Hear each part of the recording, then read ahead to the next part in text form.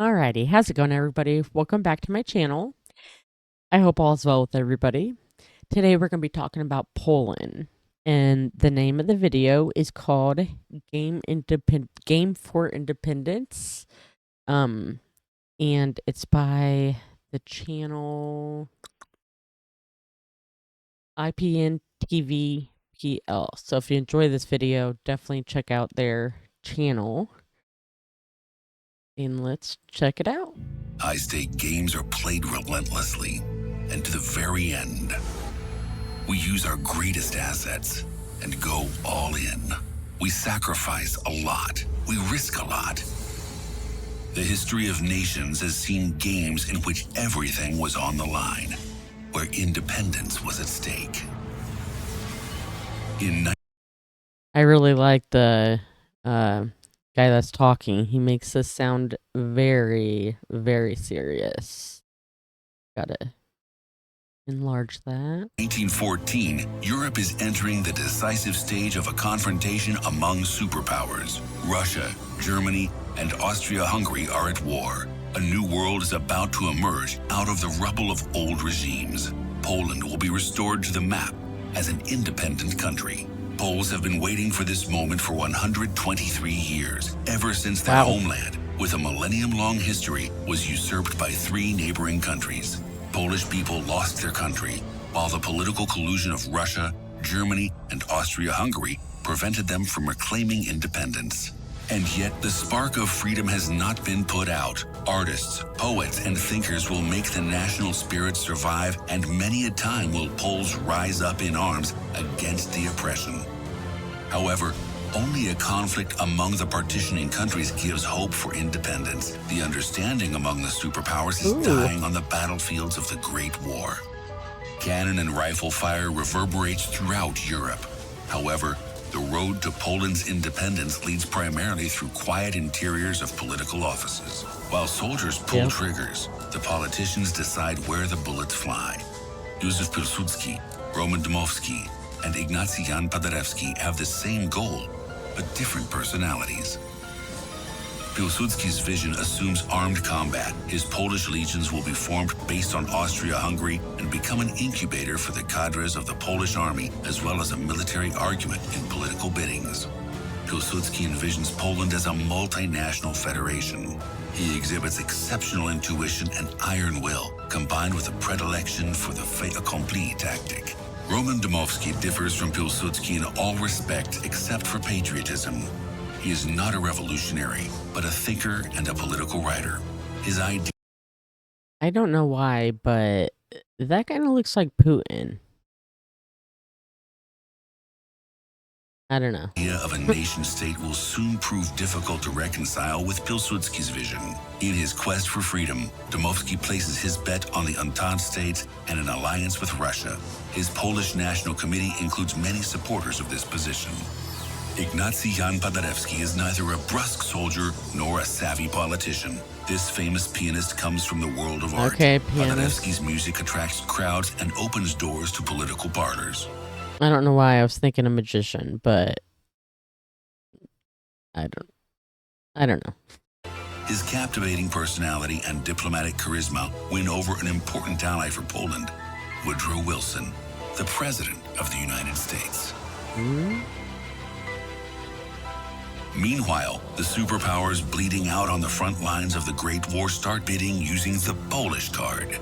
All 3 emperors declare a willingness to establish a Polish state.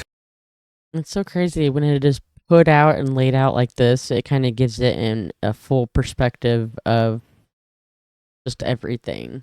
This kind of reminds me of the situation that's going on here between Federal and Texas. They're having a little debate, and I don't think we are going to be the United States of America soon enough. I think that we're going to be divided, and we're all going to be our own little country, or our own little state. I don't even know if it would be a state.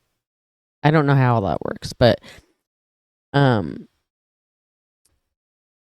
it's like Texas is just fighting for their freedom and their rights, and they're not backing down. And that's one thing that I noticed about Poland people, and everything that I've read about Poland is they don't back down. Like, they've earned their spot with claiming their independence. And actually, at the end of this video, which it's only a couple more minutes, I do have a couple facts that I wanted to share with you guys. I thought was really interesting about Poland. So definitely stick around. However, the architects of independence can sense that the empires will soon lose their influence over the course of events. Everything is happening very quickly. Pilsudski refuses to swear an oath of loyalty to the German emperor and is imprisoned. Dmowski and Paderewski establish the Polish Army and Polish National Committee in France. The latter is recognized as the official Polish representative body. Poland has its diplomacy, though it still lacks its own territory. Several months later, the Bolshevik Revolution eliminates Russia from the struggle among superpowers. Western politicians have yet to notice the threat, but in 3 years' time, the Polish army, led by Pilsudski, will be the one to stop the Red Army near Warsaw. However, the winds of history are blowing not only in Russia. The beginning of 1918 brings a plan for the world worn out by war. President Wilson's 14 points contain a new model of international relations. The next to last point is the result of Paderewski's diplomacy. It assumes the creation of an independent Polish state. Yeah. Meanwhile, the Great War is nearing its end amongst chaos and destruction. Poles gradually reclaim their country from the hands of crumbling empires. After being released from prison, Pilsudski takes power in Poland as the chief of state. Several days later, the world receives news unheard of in more than a century. The dispatch sent by Pilsudski announces the founding of a state. It declares, Poland is back on the map. The peace conference in... Wait, so that is a state then when it's... I'm so confused. It declares, Poland is back on the map. The peace conference in Paris confirms this new world order. Pilsudski announces the founding of a state. It declares, Poland is back on the map.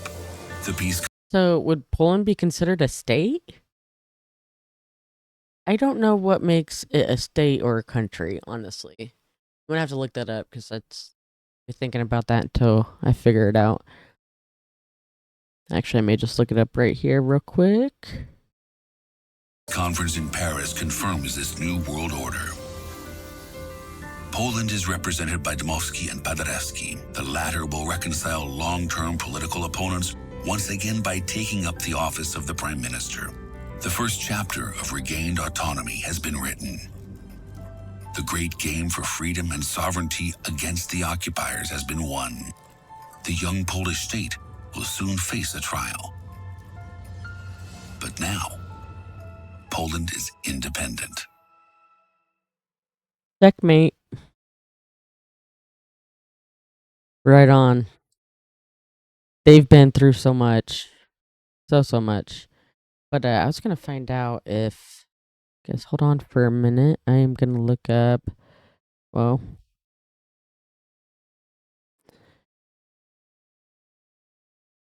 What makes a state and a country a country?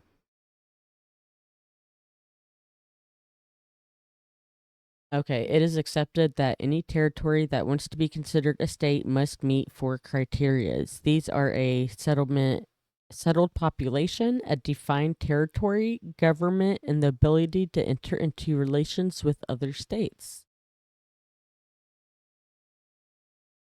These were originally set out in the 1933 Montevideo Convention.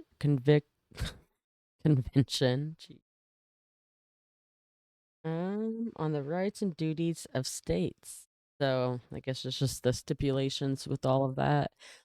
But also, so I thought these were really cool. Down. Number 7. Hold on, guys. Okay. The facts about Poland. Number 7.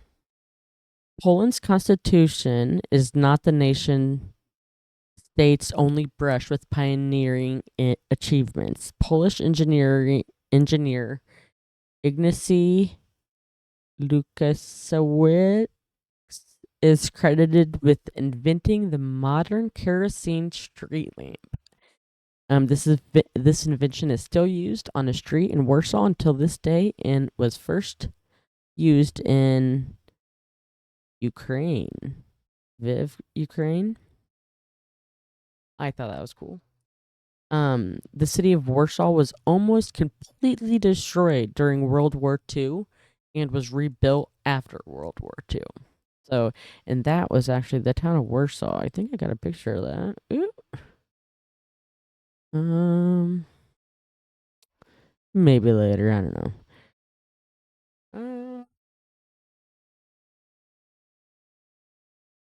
Number 9. Warsaw was rebuilt using Bernardo Bellotto's 14th century paintings as a visual guide for a look and feel of the town. So actually, I do have a picture of that.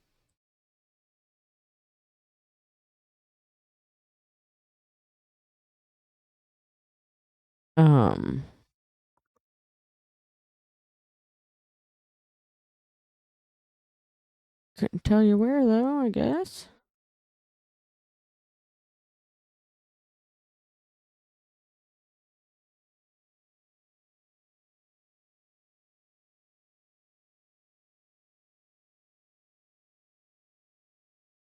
Okay, well that sucks.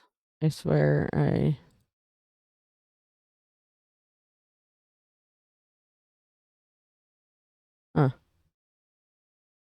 I must have not saved it, but it was a really, really big building.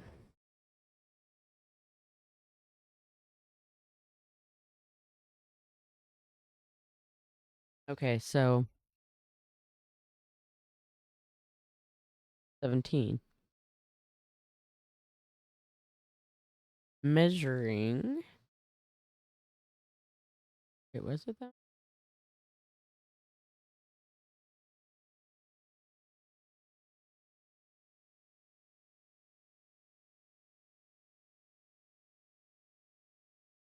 I really like this one. While today's generation of Poles may hold loosely to some habits and traditions, chivalry is still observed and viewed in primarily traditional ways. Kissing a woman's hand, for example, is still popular. Polish men will do this even upon the first introduction. So, does that include opening the car door for you? Let me know down in the comments if that's a big thing there as well. 24 and 25. I thought this was funny. You guys are gonna have to let me know if this is true. Foreign movies are dubbed on Polish TV. This is nothing strange, really, except that the voiceovers for all the actors and parts is done by one single man reading all the parts. And then 25 is kind of together with it. As if having a man read all the parts of a movie, including the parts of a woman and children, is not weird enough, it is also true that you are likely to hear the first few seconds of the original sound each time a character begins to speak, as well as continue to hear the original sound faintly in the background. That would be super annoying. I would not like that at all, but I read that and I'm like, oh my gosh. If that was something that happened to me when I was a kid and I read that, I would laugh because it was something that I remembered that was just so funny. But yeah, very cool. There's a lot more to learn about Poland, so go ahead and give this channel a subscribe. I would really appreciate it. That way you don't miss out on any future videos as well. And I'll see you guys in the next video. Bye, guys.